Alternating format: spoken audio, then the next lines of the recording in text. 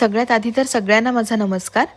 सगळ्यांनी आज कॅप्शन तर वाचलंच असेल. हो, मी आज असं कॅप्शन मेन्शन केलं आहे कारण मला जे वाटलं, जे मी स्वतः अनुभवलं त्याबद्दलच मी बोलते आहे. तेवढंच मला फक्त तुमच्यासोबत शेअर करायचं आहे. जास्त मी काही बोलणार नाही यावर.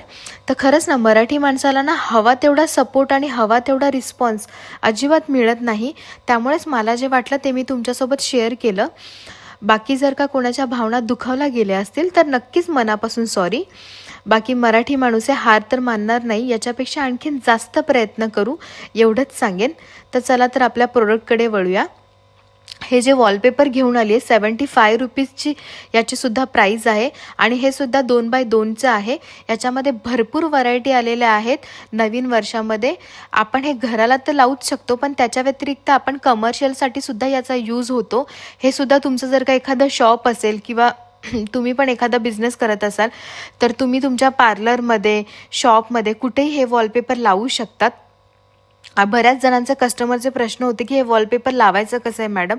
तर हे बघा, ह्याच्या मागचं जे स्टिकर आहे ना ते फक्त काढायचं आहे आणि बस लावायचं आहे, बाकी काही नाही आहे. ह्याच्यामध्ये भरपूर व्हरायटी आलेल्या आहेत.